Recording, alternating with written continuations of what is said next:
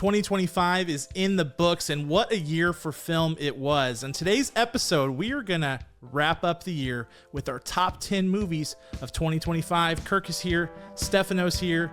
We've got our lists ready. It's our favorite episode of the year. Let's do it.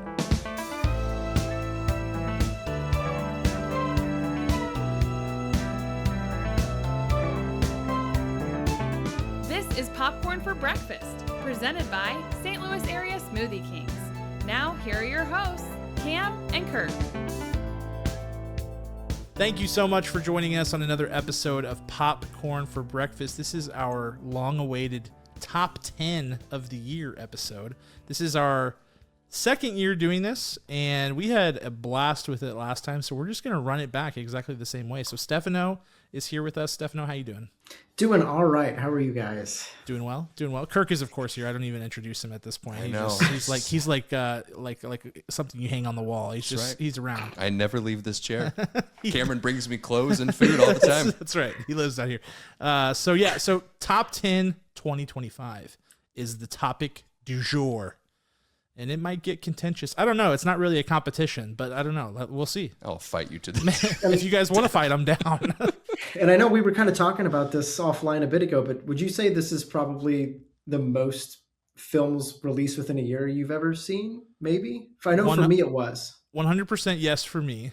Most movies of that release year that we've seen. Yeah, I would say so. Which is why of the 240 releases, we're going to spend 60 seconds on every single one of them. So strap in. It's a 2-hour and 40-minute episode, That's guys. a great idea. It's coming. Did that math check out? Yeah, no. 60 seconds for 240. Yeah, no. It's exactly right. Don't try. So yeah, I mean, I think we could do that. I don't know. I don't think there's some that I really don't want to talk about. Yeah. There's some I don't know. Was Wolfman this year? Yes, it was. Wolfman. Was that this year? Yes, it was. Oh man, that feels like Flight Risk was this year. I recently watched that. What a disaster! You recently watched that? I did. Was this a rewatch? No, first time. Okay, first time. Good. Yeah, came to Max. You know, nice. Yeah. There's some stinkers, so maybe we'll mention some stinkers at the end. We're gonna get through our top 10. I would say also, I feel like it was a good year for movies. Mm-hmm. Last year, when we were having this conversation, we were kind of on the fence. I feel like this year we've been talking a lot about it. We've talked about it on the pod. We've talked about it off the pod. Pretty good year. So I'm excited to see where everybody lands on their top 10. Are you guys feeling good about your top 10s? You're feeling solid? I'm feeling good about it, but I also feel like my 11 through 20 has movies that could probably be in my top 10. Right. It's just it's pretty stacked. So I feel bad about some. Yes. Maybe I included some just so we could talk about it on the pod. I don't know. We'll see. Yeah, it's like a different year. They would absolutely be in top 10. I looked at my top 10 from last year, and I'll just say this as a little teaser. I had some movies in my top 10 that were like 8s, in the 8 range, like the 8 to 9 range out of 10. So like 4 stars. That's not the case this year. Mm-hmm. Every single one in my top 10 is 4.5 stars or above, or 9.0 and above. So that to me is a good sign. Yeah. Yep. I'm the same way here. I put a 3 in there just to throw you guys off my just scent. to give us a little, see what we. How many times can you talk about the Super Mario Brothers movie? They didn't remaster it. How dare you? You two don't even know what year it was released. I said that for my top 10. You guys, wrong year, Kirk. No, that's true. I think that was Cam. It was me. It might. I was you're wrong. He almost stopped the recording. If somebody told me Wolfman was 3 years ago, I would have said, yeah, that sounds right. 2022, that sounds about right. All right, well, let's talk about 2025. And we won't say wrong year unless we know for sure. And it shouldn't happen. But let's get into it. Here's how we're going to do it. Whoever goes first, which we have not decided yet. I don't know how we're going to decide it. Maybe staring contest. I don't know. I don't think that would work logistically. But you mentioned a movie. If it's on anybody else's list, you got to say that you have it and where you have it, okay? And then we'll figure out who talks about what. Because, for example, like if you had something at 8 but somebody else had that at 1, maybe we want to hear, a little bit from you and a little bit more from the person who had it at 1. We'll figure it out along the way. But who should go first? Anyone? I'm making a checklist. Hold on. Stefano gets mad at us every time we make him go first, so let's do it. That's why I'm staying quiet. I can go first. Let's do it. Can I do that? Mm-hmm. I love to go first. Do it. First is Cancel the out. worst. Cancel out. You're our making me movies. nervous over there, Kirk. You're like scheming. You're wheeling and dealing. No. there. I'm just keeping track of this episode by Okay. creating a checklist and attempting to do good math because I did poor math earlier. All right. I'm going to start just because I'm going to be selfish. Number 10. It's my top 3. It's Sinners. I'm going Sinners. Anybody else have Sinners on the board? I do have Sinners on the board. Okay, what number? Number 4. Oh, okay. Stefano? It's not. It is in my 11 through 20. Okay. Yes. So Sinners, this is one I waffled on back and forth. I had this one, and I'll just mention the one that got booted out of my 10. Superman. We're jockeying for position number 10 for a lot of the year. And I came back to this one, I think mostly because of I love the originality of it. I love the filmmaking prowess on display. I love the big musical number in the middle. Yeah. With the surreal music number. Yeah. Yeah. I lied to you. Is that what it's called? Sure. I can't remember. But that whole number, I think it's bold. I think it has a lot of unique touches. I think it's immensely rewatchable. It's like a popcorn movie, but it's also deeper than that. There's a lot to it. There's a lot of layers to it. Thematically, it's really sound. It's gorgeous looking. There were like some aspects of the aesthetic that I griped with whenever we reviewed it, just a little bit. And I feel like over time though, it has aged really well for me. And it's been one that I'm really eager to go back and check that out, get the physical copy and own it. Ryan Coogler, I think has cemented himself as a guy in this industry. He is a guy. He is a No, guy in this I just industry. mean, You are correct. Like one of the ones that's like appointment viewing. Yes. Like you have to go see. Like if a Ryan Coogler movie comes out, like I'm there. So kudos to him. Kudos to his team. The acting performances are great. The music's great. Soundtrack's great. It got nominated for a ton of awards in our critics group. So it's my number 10, Sinners. Yeah, that's my number 4. I agree with everything that you said. The coloring, the warms and cools, the mise en scène. Michael B. Jordan's one of his best performances ever, and he gives us 2 in one. It's a twofer, right? Just right there. Yeah. Delroy Lindo continues to show that he is underappreciated because he's so good. He's so sharp, and he sets up the only reason that musical scene works is because of all of the groundwork he does to allow the narrative and exposition to happen. That he bounces with Michael B. Jordan, but he's so good. He's so good. And a turning crazy performance for Haley B. Steinfeld. So. Is her middle initial B? Haley B. Steinfeld. I love that. Is that her I hope middle so. initial? I hope so too. I don't know why that letter We should just add came to B's mind. to Michael B. everybody. Jordan and Haley B. Steinfeld. And I think it's such a good year for film, but I think Sinners is one of those ones years down the line will be such a good representation of 2025 in film. So Yep, well said. Yeah, you won't look back at it and be like, why was that in the conversation? You know that it is the conversation with everybody. And it held so much of the film conversation for a big portion of the year because of when it released and because of just how powerful it was. And I think I don't know if a lot of people were like me, but I went into it with pretty low expectations just because the premise sounded a little bit uninteresting to me. And I'm someone who likes vampires, but I was like, this isn't going to be more than that. And I was wrong. Totally. I took huge issue with the trailer, actually. I remember some people reaching out saying, look at this. And I said, that kind of looks like a stinker. I don't know. But yeah, not a good trailer, I don't think. Was proven wrong for sure. Sweet. All right. Number 10. 10. Kirk, why don't you go? My number 10 is... We need a better drum roll. You're roll. Drum roll every time. Well, I can't wait to see what you do for number 1. Good Fireworks. I brought them. Roman candles. Actually, I think I have some smoke bombs in my drawer here. Yes! I'm not kidding. Bring them. My number 10. Stefano is armed right now. My number 10. Starring Stefano's doppelganger, Josh O'Connor. Wake Up Dead Man. Oh, that was almost in my list. Oh, there's the smoke bombs. He wasn't lying. He actually has them. He's going to set them off. That's fantastic. Wake Up Dead Man. This is one I saw. I had to wait until it actually came to Netflix, and I watched it as soon as I possibly could. And what a beautiful movie it is. Wait, is this on anybody else's list? Oh, not on my list. It Not was on mine either. it Just was in my asking in top case. 15 though. Yeah.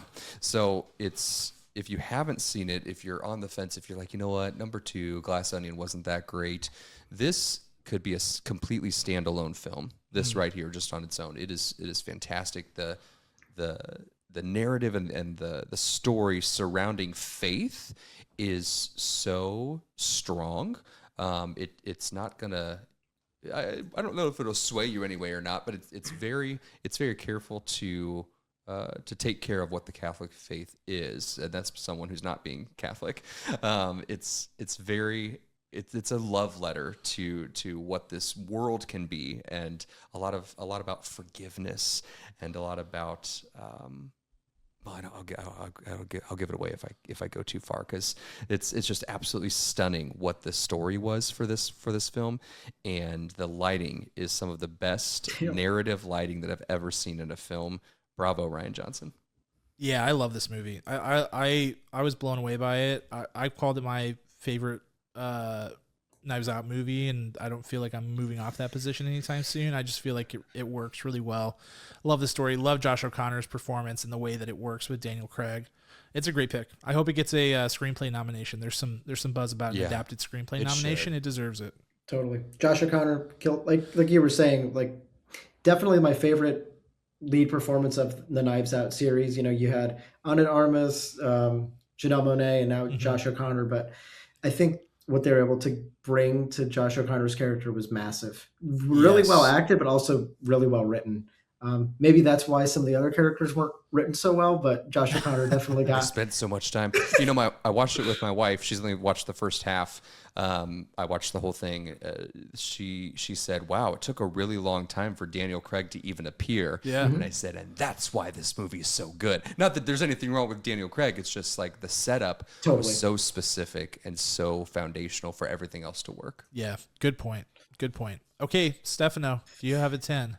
All right. Yes, I have a 10, and my number 10 is, I'll tell you, this is the most contentious spot, basically 4 movies for it, but I landed on 28 Years Later at number 10. That's on my list. It's on your list. Where is it, Cam? 8. All right, we're pretty close. 28 Years Later was, I guess, what it came out over the summer. It feels like May. So it feels like an eternity ago, but I remember texting you all after and just telling you all how much I loved the movie and how massive a swing it took. And I think that's where people kind of fall on it. And this movie has a lot of appreciation and love, but man, so many people detest this movie.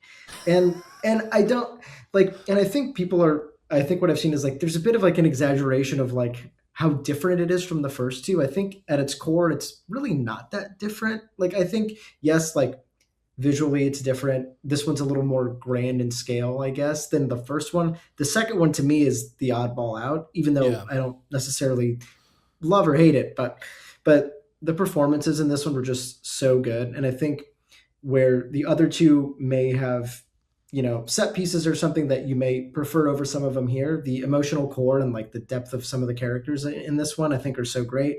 Jodie Comer, I love seeing Jodie Comer on the big screen. She was amazing. Obviously, Ralph Fiennes, incredible. The young performance there was also amazing. I just really appreciated how oddball and crazy it was. The first two are as well, and I think it wasn't that surprising to see where this thing ended up, but it was just very visceral. I really enjoyed it, and you know, I find myself defending this one more than I thought I would. Super excited for the follow up. I think there have been some early murmurs about it being another good entry, so we'll see. But I loved it a lot. I thought it was great. Yep. Agree with all of that. Like I said, I have this one at 8. It was at my number 1 for 3 whole months, June, July, and then in August it was dethroned by a movie I'll talk about a little bit later. I'll just say this. It's the boldest movie of 2025. Period, point blank. I feel like it's the boldest movie. It makes the boldest choices. And I really like that about the film. Like you said, Stefano, some people don't love it. That's cool. For me, like there's so many iconic moments. The causeway scene where they're running across, being chased by that monster of a zombie, the Alpha, epic. And the scene with the the montages all cut together of like the war footage and propaganda and stuff like that. So there's some really cool stuff in there. And I don't even always love Danny Boyle, to be honest. Sometimes I'm just like, chill out, bro. But this worked for me in pretty much every way. So yeah, I loved it. I was saying chill out in my seat. Yeah, you were, and that's cool. That was me. Okay. That's it. Thanks for joining us, everybody. That's all for today. Let's go number 9. Kirk, why don't you kick us off this time? Ooh, my number 9 spot goes to a little foreign film called Left-Handed Girl. Wow. I have that at number 8. Oh, wow. Fantastic. I don't have this one, but I do love this movie. Fantastic. This, I didn't know what to expect with this film. This was an early screener for us.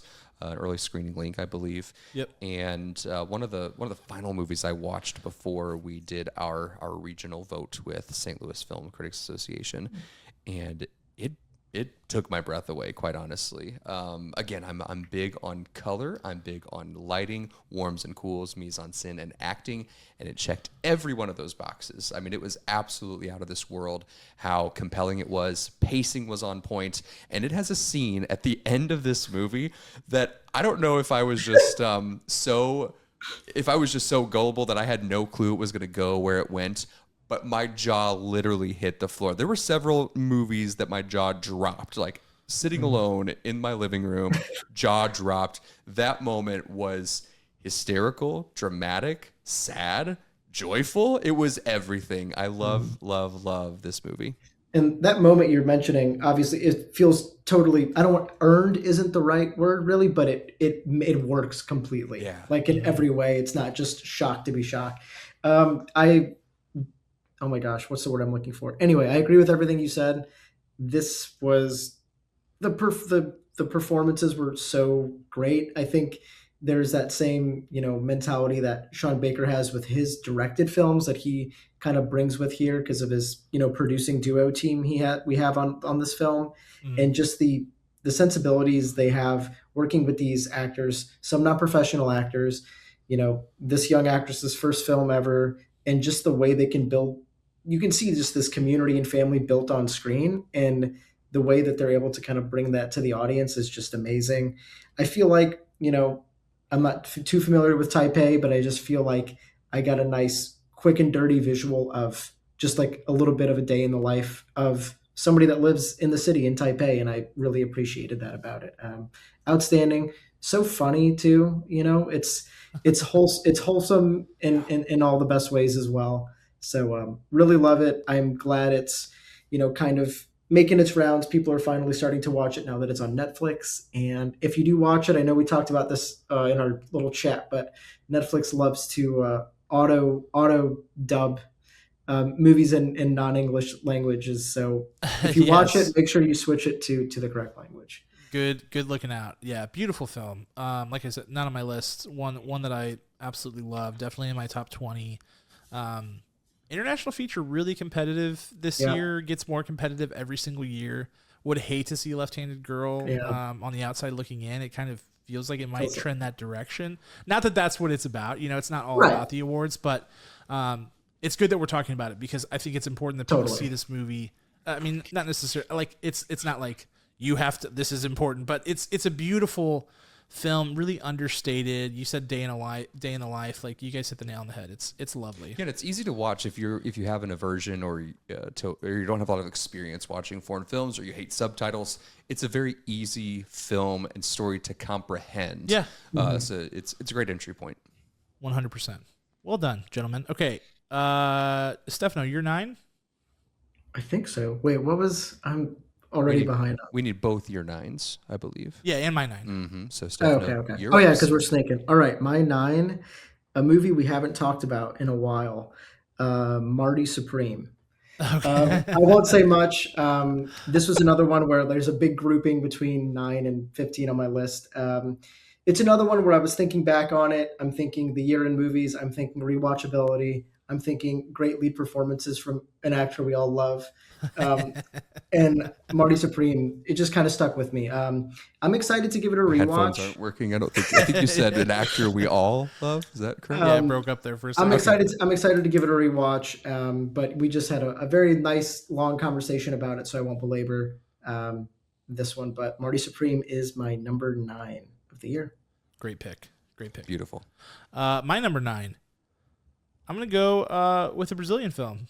As we had a Brazilian film, I think, in our top 10 last year. We sure did. From you, Kirk. I'm still here. This is The Secret Agent. Love this movie. This movie feels like a movie from another time. Anybody else have Secret Agent on their list? It's my 12. It's right on the border, but yes, go ahead. It's my number 5. Okay. Nice. Okay. So I'll cede the floor to you in just a second. I would just say, love the cinematography and editing in this film.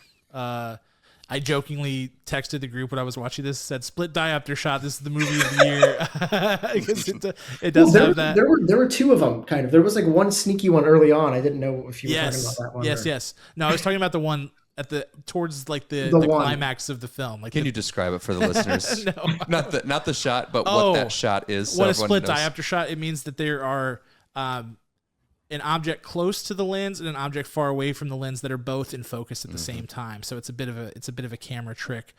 Look it up. It's interesting. Yeah. You'll notice it.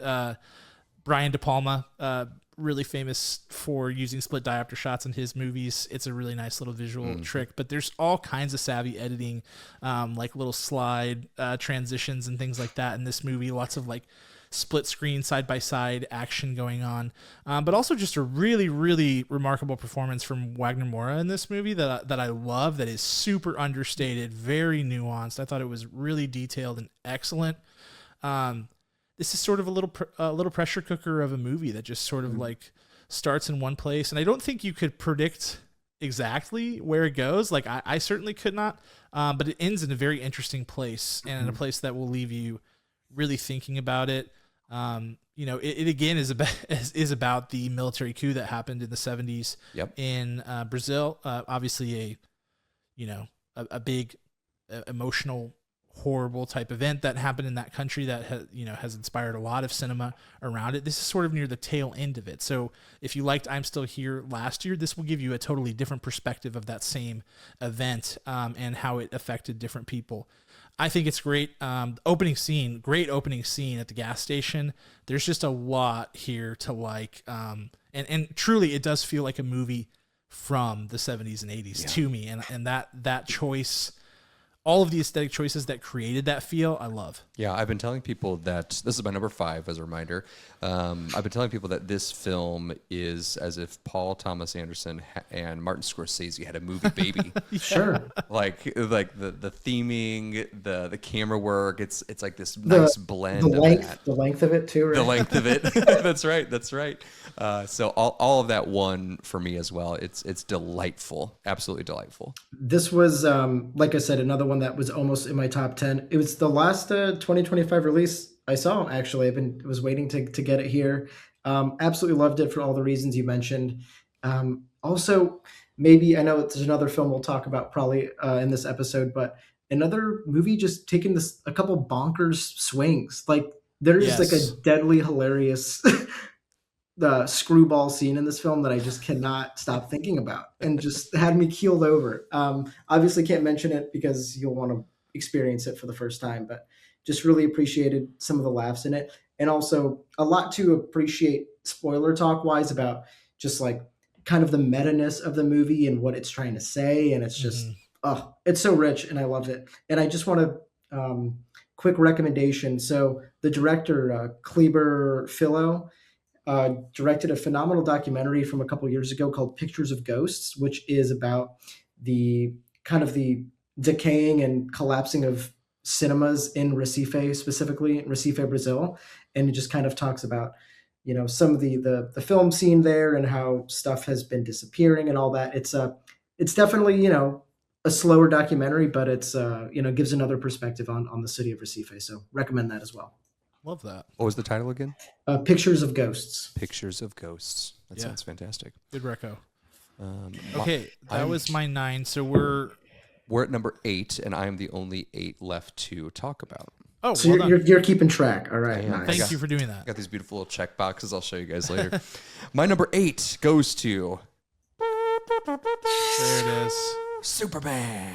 I know it's not on either of your lists, most likely, which is fine. It was it was my 11 actually. So I love it. I love this movie. So by cruel fate, we had an early screening option, and I was on vacation out of town, and I could not see this movie. One of the early. cruelest things that have ever happened. Oh, man. Truly. I was strongly considering leaving vacation early. Kirk was like exploring options to cancel his vacation. Yes. Can I sublet my vacation? That'd be great at this Airbnb. I so love the direction that James Gunn took on this. There's a scene that absolutely. I don't know that everyone will lock in as much that I did, but the interview of Lois interviewing Clark as Superman. Yep. In her apartment is perfect. Like, it is so perfect. The script, the dialogue is perfect, and the chemistry between these two is perfect. And that set the framework. So it has a great teaser. You get to that point, and you really understand exactly who Clark Kent is and who Superman is in James Gunn's vision, in alignment with the comic that they're pulling from specifically. So. It hit on it on every level for me. Superman, I cannot wait for the follow-up films. Yeah, I mean, this character needed a cinematic refresh. No disrespect to those that came before and the directions that they took with it. I just think that, they led a whole generation of people to think that Superman is one-dimensional and boring, and including me, actually, to be honest with you. And then if you go and read the comics from some of the great comic book authors, Grant Morrison, just one that pops to my head immediately. You realize there is a lot to this character, and even though he is overpowered and he does have lots of these, he is the most amazing superhero there is. There's so much humanity to him, and I love that James Gunn brought that to light, using the Grant Morrison All-Star Superman run as inspiration for the film. Definitely a much needed revamp, and I think it worked.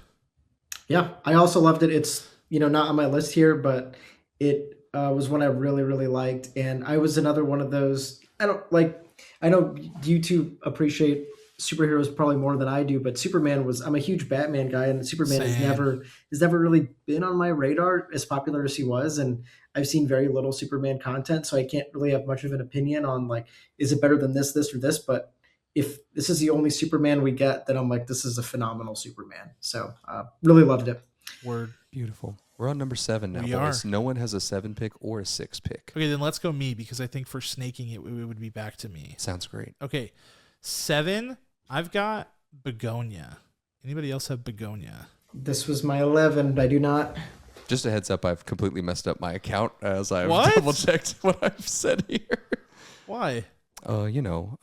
My 7 was Secret Agent, not number 5. Oh, okay. No, that's okay, fine. though. That's I perfect. apologize. No, that's minimal. That's minimal destruction. Cool. So we're good. I cut you off entirely as I was screaming inside my head. What was your number 7? Begonia. Begonia. Okay. Begonia. Yorgos. What a movie. This is one that had me totally locked in. We reviewed it on the pod. Stefano and I did as we get to go to that screening. Love the performances from Emma Stone, Jesse Plemons, rest of the cast, very good. Love the writing. I think the writing is really good, very clever. And of course with Yorgos, love the the big swing. He's always got something in his back pocket, and something that, this one is so smart, because you keep playing will they won't they the whole you're like, is he gonna do this? Is he gonna do that? And you can convince yourself in every direction, back and forth, for the entirety of the movie, which keeps you engaged. It keeps you looking for little details, little clues. It has this mystery element to it. I really like it. The result of the movie is absolutely bananas, bonkers, insane. And I loved it. I thought it was great. Yep, agreed. We were both very high on it. It was, Yeah, like we said before, it's so darkly funny, but also deeply sad, and I Yes. love that about it. You know, I like sad movies. I think there's a lot to take from this one. It looked really good. I love Yorgos's graininess in all his movies. I like when movies look grainy. I know this looks cool. Looked very good. Loved how like it was a very yellow movie, and I just kind of like after rewatching some bits of it, I was like, I kind of like the intentionality of it. Obviously, we talked about the bees, ceremony, all of that. Really, really clever film, and one of my favorites of the year for sure. Great performances all around. And what number did it hit on your list, Stephanie? I didn't quite make it. It was on the outside looking in. Cool. So Kirk does not have a 7, but Stefano does. I did have. Well, you did have a 7. It was a secret agent. Yeah, because Stefano has a 7. I'm falling apart here, guys. I'm falling apart. I have a 7 indeed, and it is Friendship. Ooh, great choice. This is everything I ever wanted it to be. I think people talk it extensively. Either you really, mess with what Tim Robinson is doing, or you kind of don't. If you don't, then it may not be a movie for you. But I think there is also an opportunity for this to be kind of an entry point into like the TV show The Chair Company is like a branch off of this and is like extra weird, and this sketch comedy stuff is also really weird. So this maybe is in between a little, it's a little more grounded, but it's phenomenal. It's so funny. I wrote a review for it for the podcast website, and it's, one of the funniest movies I've ever seen, I think. It's just my kind of humor, and just like the best moments I've had laughing these last several years has been because of Tim Robinson, and seeing him lead a film was just amazing to me. But it's just super smart. It's so uncomfortable. It kind of tackles this male loneliness epidemic and also egomaniacs, and there's just a lot to it. And it's just so funny. I love it so much. Really weird. I'll recommend it until I'm in my grave. But super funny. And Andrew DeYoung directed this, also directs The Chair Company. Super good director, super tight editing. Really, really appreciate his style. He's kind of only directed these 2 things, but you can see where he's already starting to form his style and his technique. And I'm here for it. If he and Tim want to work together forever, I'm all for it. So I thought you were going to say I'm here for it, and I would like to work with them. You, as in you, Stefano. I could probably fit in as a weird character. Nobody is human, really. So we'll see. But yeah, loved it. My number 7. And yes, go see it or go watch it. It's hilarious. Absolutely hilarious. As someone who's not big on the Tim Robinson sketches, I love this movie. Yeah, sneaky genius. It's there's a lot. Stephanie, you hit on a lot of it. There's a lot of really thoughtful jabs in here at certain things, especially when you consider the meta nature of the fact that it's a A24 film and things like that. And you said Andrew DeYoung's, first feature ever. Yeah. What a debut. So yeah, glad you had it on there. I kind of wondered if it would be on your list, but I'm glad it was, because I think it's one worthy of talking about. Absolutely. Sure. All right. There's no 6s selected. Just a heads up, y'all. So it's back to you then, I think. It is back to me. I'm going to make sure I get my movie right this time, guys. Stop making fun of me. My movie selection for number 6 is The Plague. This is also a directorial debut by a Mr. Charlie Pollinger. No one knows because it's his first one. He's not been on any kind of press tours yet. The movie hasn't even come out all the way. This movie is going to blow your minds. Have either of you seen it? No. I'm not. And yeah, like you said, the release, it's one of those obnoxious ones that technically had a limited release Christmas Eve, so that it counts as a 2025 movie, but I'm looking forward to it. So I saw that you rewatched it. I did rewatch it. So that screener still works? It does. So I can still watch it? It does. Okay. All right. Okay. We got a screening link for it. I'm coming over. Yeah, please. He's at the door already.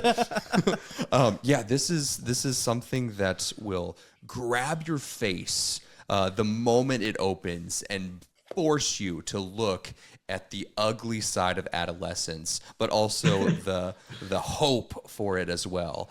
It is just a masterclass in pacing, in tonality, in acting as well. What I really love about this movie is the ensemble piece of it. is that you're gonna love every character, even if you hate them. You're just like, oh my gosh, they all fit in this world so well. So it's such a pretentious pick because no one is even able to see this yet. But I promise you, just flexing on everybody right boom. now. But I promise you all that you will enjoy this movie. It's a psychological drama. It's tense, but again, there is hope through all of it as well. So. Yeah, you have to see it. It's so wonderful. That is my number 6. And you've got a blog, like Stefano mentioned the website. It's worth plugging that you have a blog that's going to come out on this movie next week. I do. Yes, I already wrote the blog. I'm ready to push this out so everyone can see it and sink their teeth in it to prepare spoiler free for the film. Yeah. So as you're hearing about these movies, just go on our website, popcorn4breakfast.com, search the title of the movie you're interested in by hearing us talk about it. Chances are we've covered it in some way, shape, or form, and almost certainly spoiler-free. So you have the chance to get more details on it if you're interested. Just want to give that plug real quick. Beautiful. So now we're 6 on either one of you. What do you want to do, Stefano? Me or you? Go for it. Okay. My 6, I'm going to call my shot and say that this is probably on Stefano's list. I got Sorry Baby at 6. I have Sorry Baby at 5. Okay. So we're really close. Yes. Another directorial debut, Eva Victor. Wow. Holy wow. The writing, the directing, the acting. This is you know what this is like. This is reminiscent for me of like Fleabag, where like something just comes out of nowhere. Phoebe Waller-Bridge in that instance, and they write something that's so unbelievably intimate and human and real, and just like there's so much to it. This movie has like these sort of like chapters or like vignettes to it, each with a totally different kind of story style, but a very specific feel and vibe that I feel like is specific to this movie. Really like Eva Victor's performance in this movie. I feel like it's Best Actress nomination worthy. I feel like it was really, really good. Also really like Naomi Ackie and Lucas Hedges in this movie. I feel like this ensemble rocks. It's funny. It's traumatic. It's sad. It's anxiety inducing. It has so much to it, and it's very much human in that way. Like there's just a very specific person's experience, but there's so much you can glean from it in these little chapters. And there's some really bold choices in the directing as well that I really like, which for a first time director is like great to see. So Eva Victor is like way on my list of like anything that comes out with Eva Victor's name on it, count me in, because I thought this was a very confident, very compelling debut.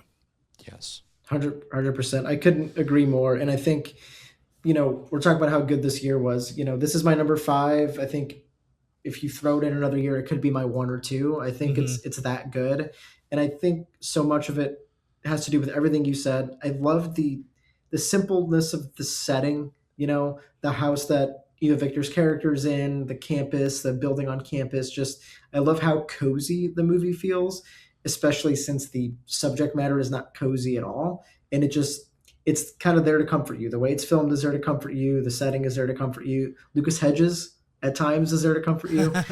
Shout out. We haven't seen Lucas Hedges in so long, so I'm just really happy to see him. We need more Lucas Hedges. Yes, absolutely. Super great performance. And, it kind of, like you said, has everything that I love in a film.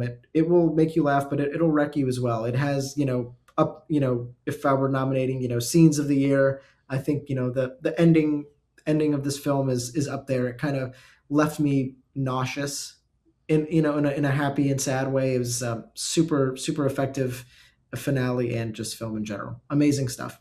We had in our critics group, one of the unique things about our awards is we do have a best scene category, and I wanted to nominate a scene from this movie, and I did. I ended up going with the sharing the sandwich at the scene.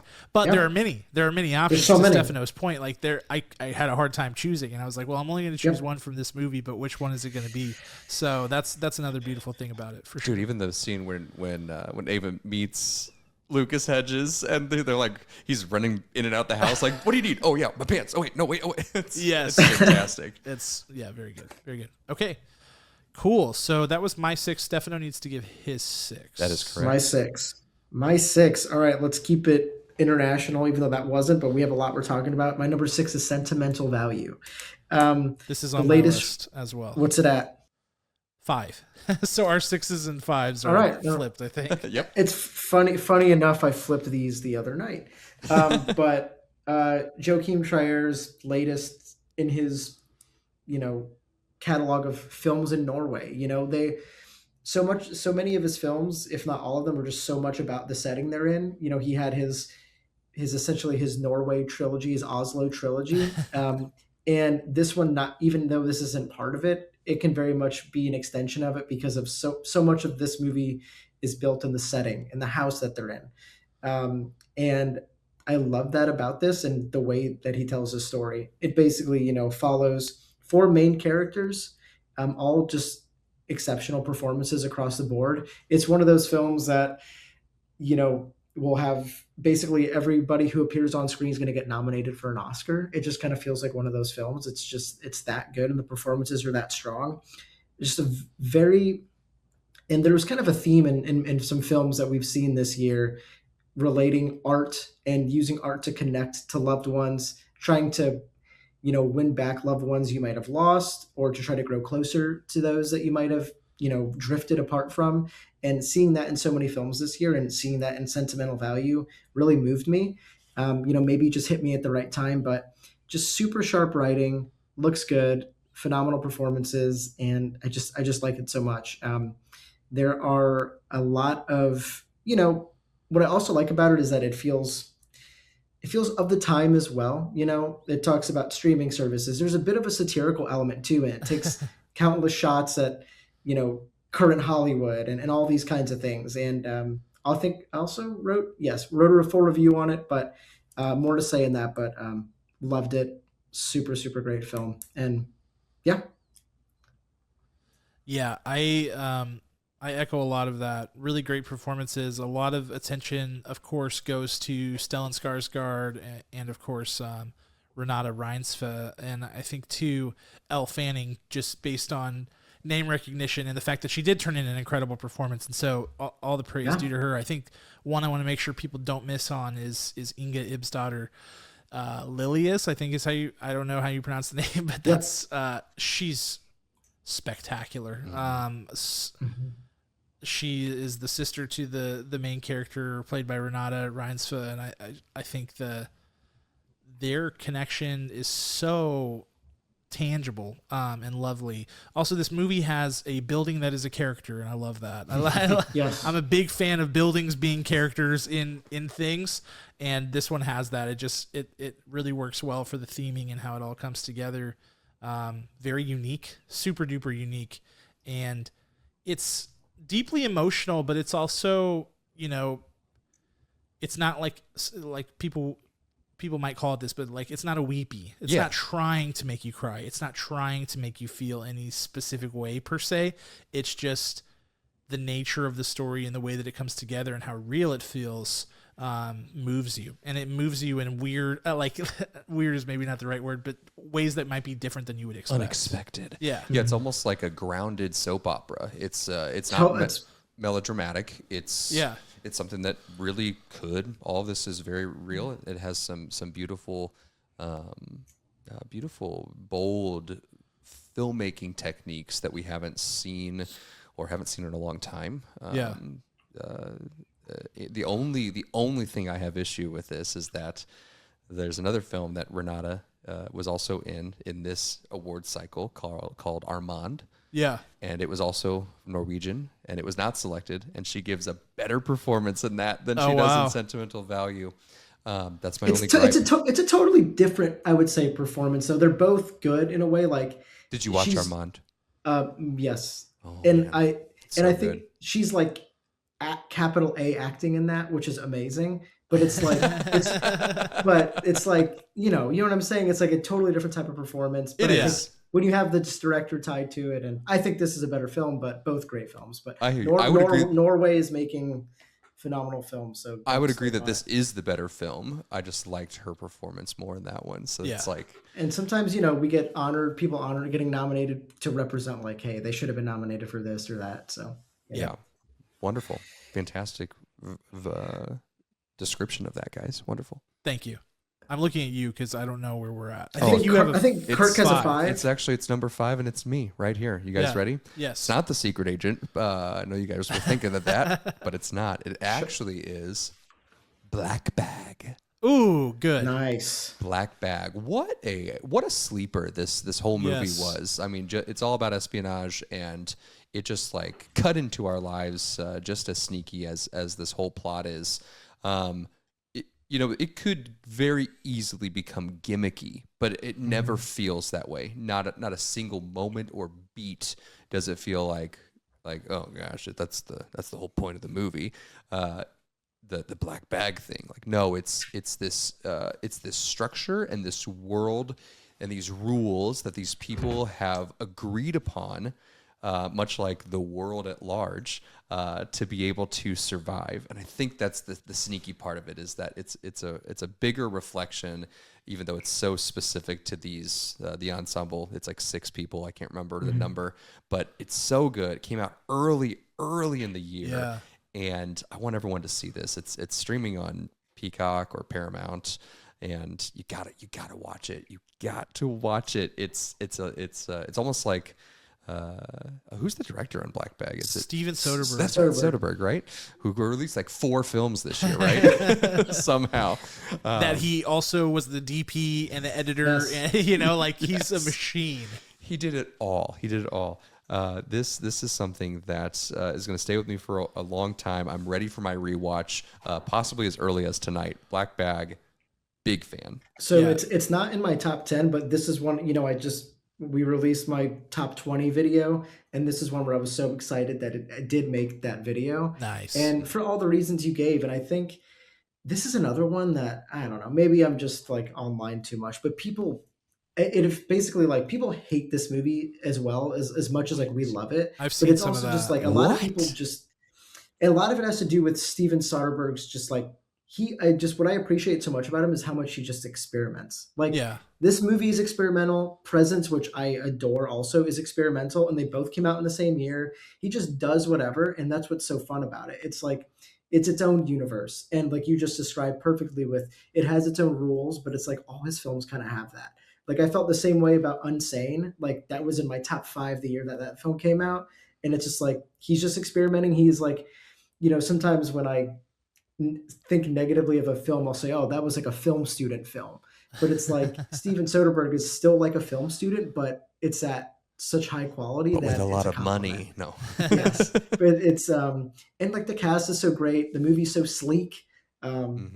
Like the lighting is a bit screenplay by David Kapp. I love this screenplay. It's really great. Good. It's also one that's like people are like, wait, what even? But it's phenomenal screenplay, awesome movie. Really glad you brought it up. Nice. Thanks. Okay, we're in 4 land. I'm concerned. I'm just gonna say this right now. I'm very concerned. Not concerned because it was a great year. I think Cam and I probably have the same top 4, just in a different order. The same top 4. I'm just gonna say this. I think it's possible. Different order, but I'm just gonna say that now. So anyway, my 4 is out of the way, so it's one of you two. Your 4's out of the way. It was what? Sinners. Remind me. Yes, Sinners. Stefano, I think it's you. Let's do it. Perfect, because I love this film as I do most of these and all of these, and I wrote a review on it, and it's Weapons is my number 4. Weapons is my number 3. There we go. All right, Weapons. What can we say about it? It's one of those, it was so tough because there were so many expectations, because when you release a banger trailer like they did for this film, the expectations are through the roof. Like you can't quite live up to it. I know like when Neon released the marketing materials for Longlegs last year, it was, arguably one of the greatest marketing campaigns for a horror movie, of the last few years. And I watched that film and I really liked it, but I didn't love it because I felt like there was so much left on the table. But with Weapons, with the marketing and then with what we got, is just blew me away in so many ways. There's so much to talk about that, a couple seconds isn't enough. The structure, the performances and just the storytelling are all so impressive. And I hate to say for a horror movie, but because of how people, consume horror films and talk about them and how they're talked about at awards, you know, I'm glad that this is here to kind of, and Sinners, to kind of prove like, hey, this is legit stuff. There's so much going on here, and they need to be kind of respected more. So really amazing stuff, awesome performances, bonkers moments, so tense. And again, it's one of those films this year that kind of flips a switch and becomes this absolute, I don't even know what to call it, but it goes absolutely bonkers, and I love it for it. Zach Cregger is so good. Barbarian, it's one of those, you kind of get now when a Cregger movie comes up, and even when Barbarian came out, when people first saw it, the anticipation was so high, and it's like you're sitting in your seat in the theater and you're like getting butterflies. You're excited because it's like, we're about to get something riveting and scary and suspenseful.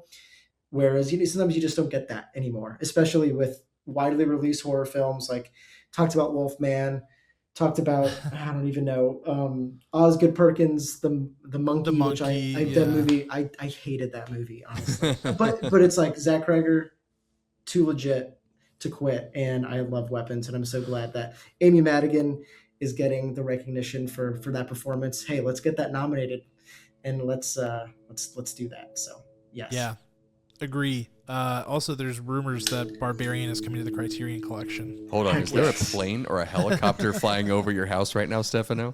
It's amazing that you can hear that. There is. It sounds like it's about to crash These right are really into. Good. Well, These are good headphones. I told them I would be done at 11:30. I don't know why they're picking me up at 11. Yeah. Like, I don't know if you've seen Blast from the Past with Brendan Fraser, but I think you need to get to your shelter right away with Alicia Silverstone now. I have not. Yeah. I have not seen that either. Oh, it's so good. Christopher Walken. Oh, wow. It's so fantastic. You're really selling I was a bit of a Brendan Fraser hater for a lot of my life, but that's another conversation. That's a story for another day. If I remember, I think is it Sissy Spacek? I can't remember who plays Christopher Walken's wife, but they believe that the nuclear bomb has gone off at the end of the Cold War. They have a shelter, this giant shelter that is incredible, that could let them live for years and years. They have a baby down there. Brendan Fraser grows up in the shelter, and then he comes to they figure out, oh my gosh, the locks unlock, that the radiation would be safe, and they're like, it never happened. It's fantastic. Is it in your top 10 from 1998? Yes, 1,000%. Nice. It's so good. Weapons. I don't know that I have anything else to say on Weapons. I think, it's remarkable. The movie that dethroned 28 years later for number one spot was Weapons. Actually, after 3 months, I saw it oddly enough while I was on a business trip, and it blew me away. I love the storytelling approach to, like, it seems like it's going to be gimmicky with these like different character-led chapters, but it's so not. It's so intentional. It's so well done. It's like the antithesis of A House of Dynamite, where yes, it is. You tell the same story from different perspectives, but in Weapons you gain new information every second. There's forward momentum, and it has a real ending. Yeah, you learn things from each perspective that you may not have known. Anyway, what a novel concept. Wow. Weapons was my number 11. It was just there. It was just there, guys. Right there. So close. Hey, that's something. That's impressive. Can I tell you something? Do you guys ever get like kind of like a cat, like the Zoomies in your house, and you're just like, I got to do something just to get out of my system? Literally, like a week ago, I ran in like midnight, like they do in Weapons, just from my bedroom to the kitchen, and I was giggling to myself because I was like, I gotta try it. The sequel is gonna be Suburban Dads. No thanks. No thanks. Try that in my house. You're catching a baseball bat to the dome 1,000,000%. I'm gonna chase you just like that out of this house at the end of this. The Naruto run. Wow. Okay, I think it's my 4. Number 4 for Cam. Hamnet. Beautiful. Anybody else? That is my number 2. That is my number 2. Okay. Well, then I'll shut up and let you guys talk. No. Someone else take it. We had a review episode on Hamnet. Kirk, you hadn't seen it yet at that point, or had you? I had not at that time. Okay. So really interested to hear your thoughts, even though we have talked about it offline. Yeah, big fan of what Chloe Zhao has cooking in Hamnet. I think it's really clever. I think the screenplay is really well adapted from the book by Maggie O'Farrell, and I think the performances are excellent, particularly Jessie Buckley, Paul Mescal, Noah Jupe's little brother, whose name is escaping me. Lil Jupe. Lil Jupe. Those Jupe brothers kill it. What's his name? I want a shirt that says Lil Jupe. What's his name? I'm getting it. Okay, at least it wasn't just me who forgot. I have no No, I forgot it. Yeah, really good cast. Really good look to this movie. I love the aesthetic choices. Love the cinematography. All of these things I said on our review episode. So I'll turn it over to you guys, who both have this at number 2. Number dos. They have him listed as if he's not even in this film. My goodness, it's Jacoby. That's Jacoby Jupe. I knew it was an alliteration. JJ I almost said Jupey Jupe. Jupey Jupe. Kirk, please add. I gushed about it in our review, so I'll let you. Talk about it. Yeah. So I was really worried about this because I love Shakespeare. I love the language. I love the stories. And I said, you got to impress me because I'm just a big fan, right? And so I watched this and I was super worried. I don't like the first 5 to 10 minutes of this. The pacing is kind of rough, but then it settles in and it's devastating, but it is good. It is so, so good. I love what every character does.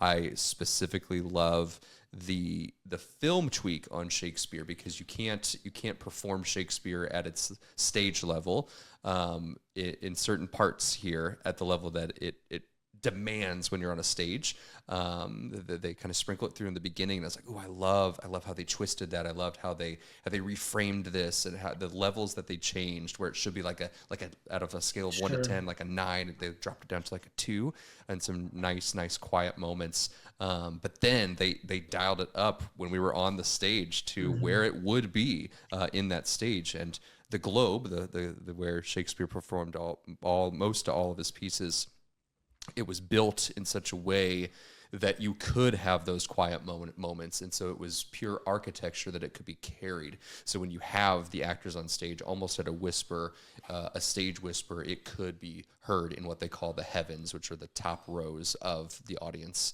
of the theater there. So I loved every piece of care that Chloe Zhao took to this. It was very powerful throughout.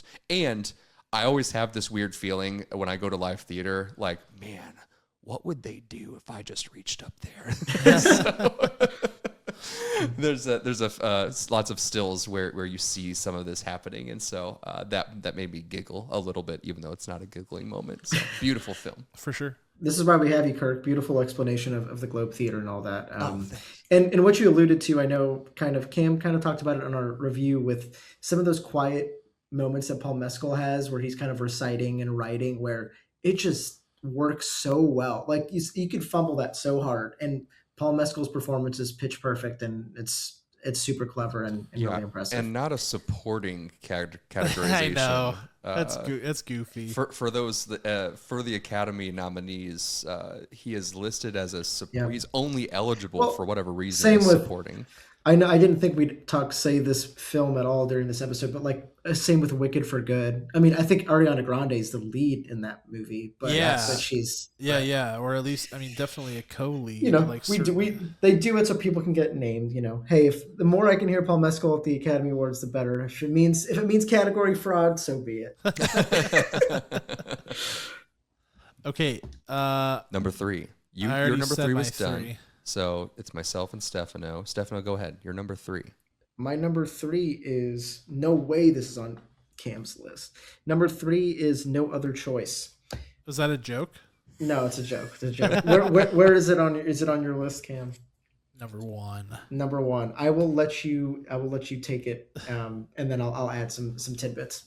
Okay, so this is where the distinction comes in of best movie versus favorite movie. Okay. No Other Choice, I don't think, is the best movie of the year. I think it's very, very close. I think it's close. I think the best movie of the year is the best by a lot in terms of from a technical perspective.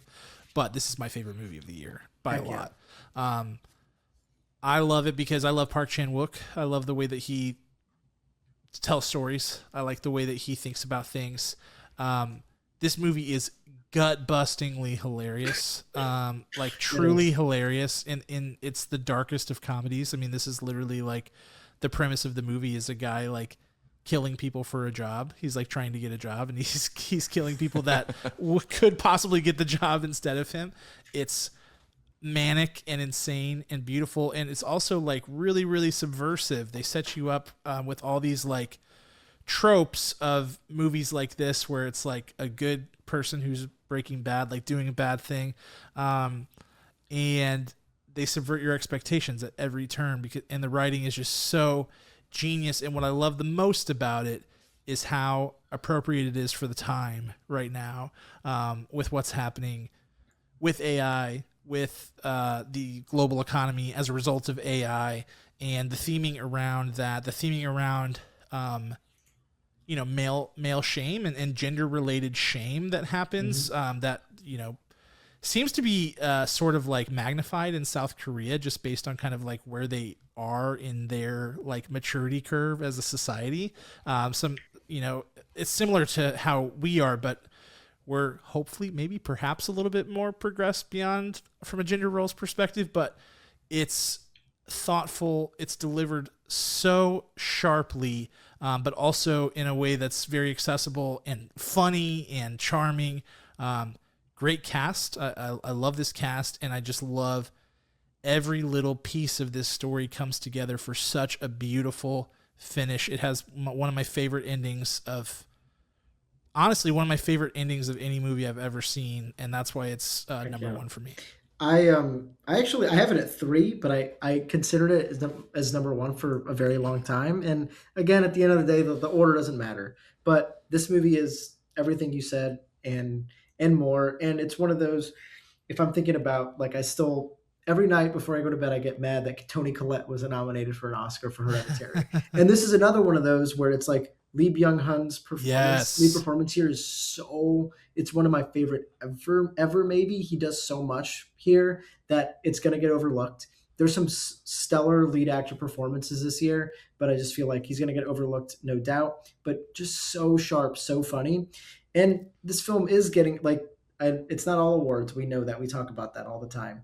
But the editing in this film is so clever. It's insane. There's things that happen that I don't even know how to describe, like a lot of layering over different things over each other. And it's just so sharp. It's so funny. And like you were saying, talking about the male gender role and how that comes into play there, but also like how male ego comes into play. Yep. This man is he's won Pulp Man of the Year, and it's a big deal. And he loses his job as a paper man, but doesn't even for a second consider looking for another career, because that's what he is. That's what he does. So much great satire, so much great stuff in this. Kirk, I don't know if you've seen it yet, but if you haven't, I'm dying for you to see it. I have not. It's sitting on my shelf right now. I need to go home and watch that instead. Yeah. Black Bag tonight. Last thing I want to say on this movie, and I'll say it because it's my number 1. So I get to. You mentioned satire. This is what a satire should be. This is it. We've had a lot, in my opinion, of ham-fisted, over-the-top satires in recent years. Even ones that I ended up liking, that I felt like were a little bit too on the nose, a little bit too over the top. Anything Adam McKay has ever made in his life. Yes, exactly. Like, come on, dude. Like, satire is meant to be covert. It's meant to kind of sneak up on you and catch you when you're vulnerable. This is that. This is it. It's beautiful. Really well written. A lot of the recent satires that have gotten lots of acclaim, and that shouldn't have. I'm not going to name names because we love movies, so I'm not going to name names. I named a specific name. I'm so sorry. No, it's all good. But yeah, this is what in my view, this is what satire should always be. Mm-hmm. Wow. You may have got me. I might have to revise my list, guys, after this. So I believe that's me for my number 3, if I'm looking at my If you still have a 3, then yes. Correctly. Yeah. I do. I sure do. My number 3 goes to a little movie called Roof Man. Wow. That's right. Man, oh man, this movie, it's such a good story. That's easy to say about a movie, but it's based on a true story. And what I love most about this is, at its core, it's telling you to be honest with yourself, as honest as you possibly can be, whether there's consequences to that or not. And we see this so well reflected in Channing Tatum's best performance on film. His second being Blink Twice, and then after that, the 21 Jump Street series, where he is hilarious. He is charming in this. Not a forced charm like he has in a lot of his kind of throwaway movies. And he's so vulnerable, and he takes you to places that are so real, of movements that you might find to yourself that you've done to when you engage with people on such a human level. And Kirsten Dunst, I just hope she gets nominated, because she is so perfect in this film. The whole thing comes together with a bow on top. Fantastic pacing. I love this movie. And we double typed on this one. I know we saw this together, Kirk, and we both really loved it coming out of it. I had an episode on here. You wrote a review on it. I think that's how much the podcast appreciated it. A lot of good stuff. Derek C. in France. It was a little shocking, to see like what the tone, what it might have been. And it's definitely a little lighter than his previous work, but it's still very much his work. So I also really like this film. And this is one that's still on my watch list. Look so at that. I got to check that out. You guys have sold me over and over. I just need to find the time. Tonight. I'll watch no other choice. You watch Roof Man. There's inconsistent. What year does this take place? There's inconsistent packaging in this movie, and I don't know if I can forgive it for that. They're not time appropriate candy packaging. So that's right. And there are fatal error. There are a couple of toys that my children have now. Oh no! Which did not happen when Toys R Us existed, but forgivable. It's probably hard and expensive to find era specific toys. I bet it is. I would imagine, especially shelves full of them. Your number 2, Cam, is what we are waiting on to complete your entire roster. And that'll cover our number 1s, I'm assuming. Yeah, this is. It probably will. Let's assume so. One Battle After Another. Anybody else? That is my number 1 of the year. I had Garfield 4. What? It's not even out yet. I didn't think they'll let you see it early. Yes, One Battle After Another across the board here. One and one for Stefano and myself, and 2 for you. Take it away, Cam.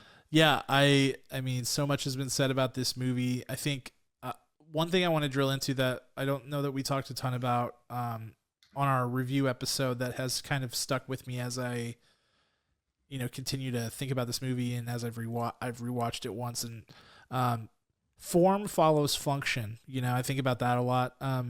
I think about the book Making Movies by Sidney Lumet. He talks a lot about that, about how the style of the film is dictated by the story that you're telling, and vice versa. Those two things can't live separate from one another. They require each other. And when that happens, when that marriage happens so perfectly, that's art. That's like really, really good filmmaking. And that's what I love about what Paul Thomas Anderson does in this movie.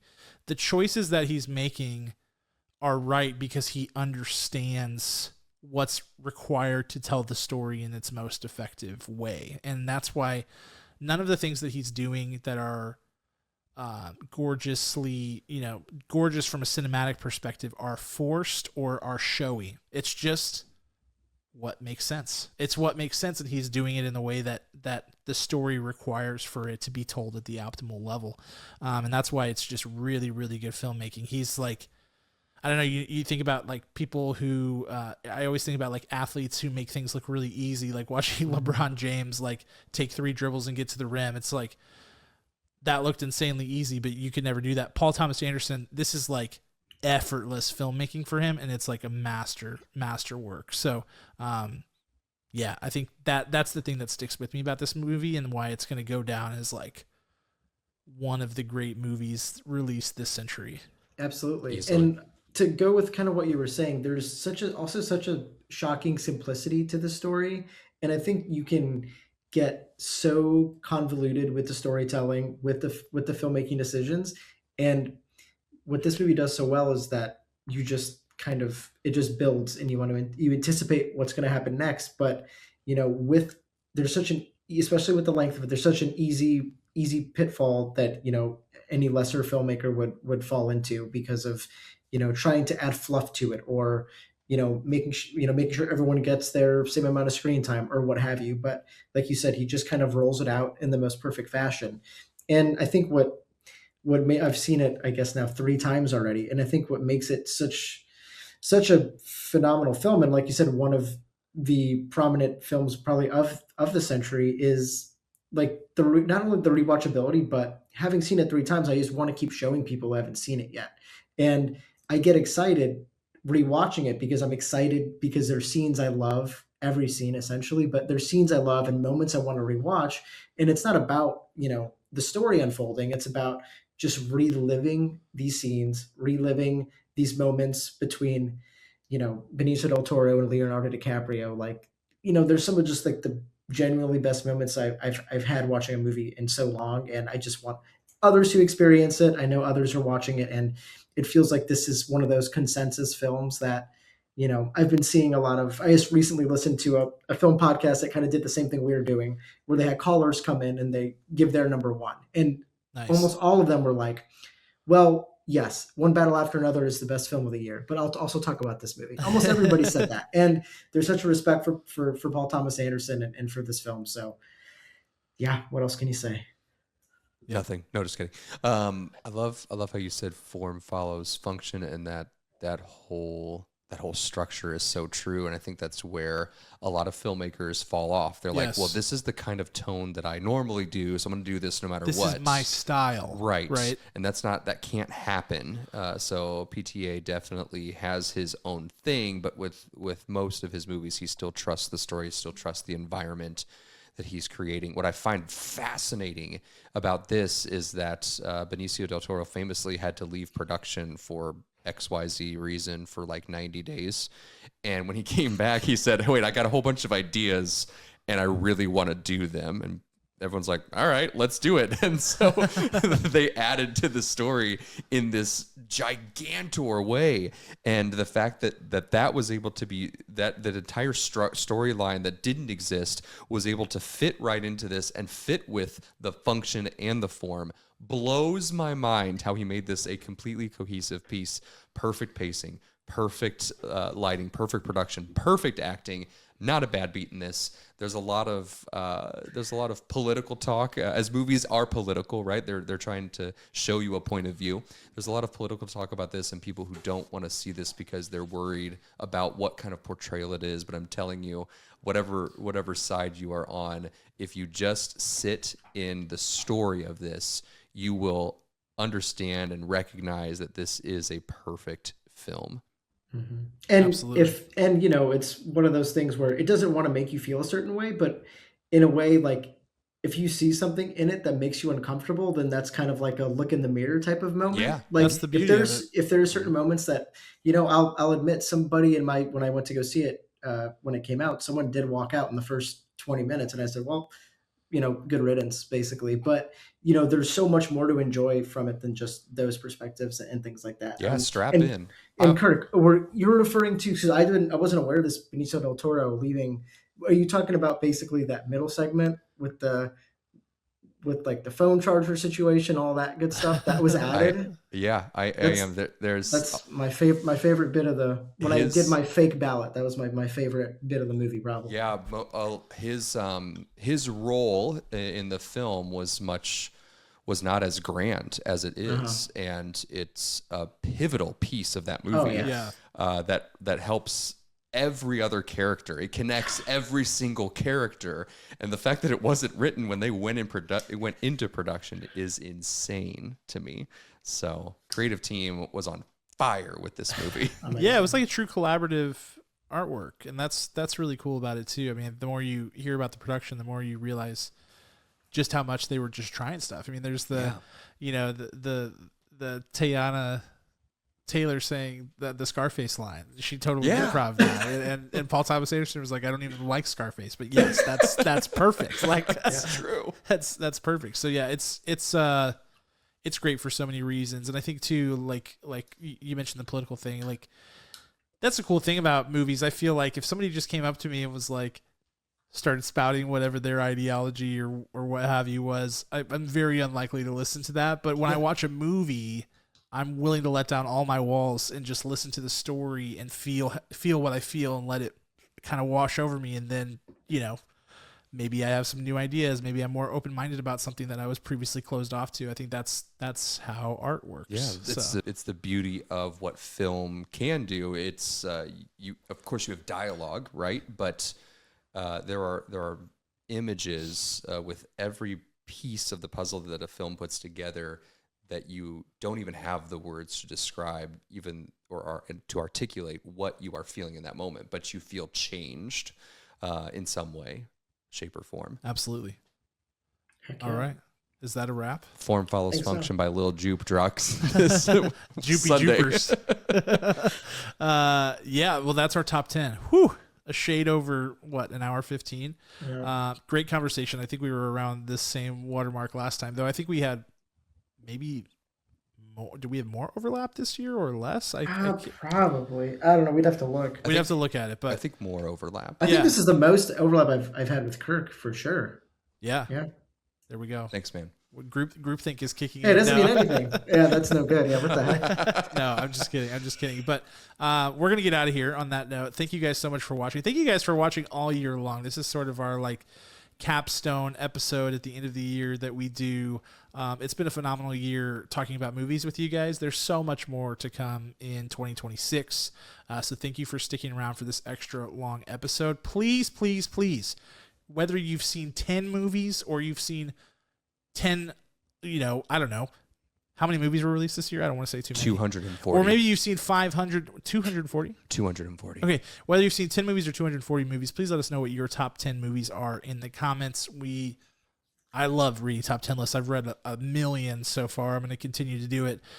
So this is, whether this actually releases in 2025 or in the new year, this is our final episode of 2025. So thank you guys so much for being here. Please stay tuned. As a reminder, please click the subscription button if you're watching on YouTube. If you're listening on a podcast platform, you can also subscribe there. If you're on a platform where you can like and comment, please, please, please do that. Helps us out a ton, and we love to hear from you. We do have a website, popcorn4breakfast.com. That's popcorn4breakfast.com. Where you can find all of our blogs. More blogs on the website this year than ever before, largely thanks to Stefano for his amazing work on the website. And Kirk and I, we got in there a little bit as well. We're going to write 4,000 articles this year. You got to go bigger every year. So there's more to come. But be sure to make sure you follow us on all of our various social media platforms, whether that be Instagram, Twitter, Facebook, TikTok. You can join our Discord server down in the description. It is free. We'd love to have you in there. But most of all, just thank you so much for being here. We also want to give a special thanks to our title sponsor, St. Louis Area Smoothie Kings, who has supported us all year, as well as our executive producer, Ryan, as well as the band Rhetoric, who created our original music, and, of course, Stefano. Thank you so much for being here for this episode, Stefano. We'll have to do more of this very soon. Of course. Thank you both so much. And Kirk and I will sign off. We wish you a very happy new year, and we will see you next week. So have a good holiday, and we'll see you next time. Talk to you then.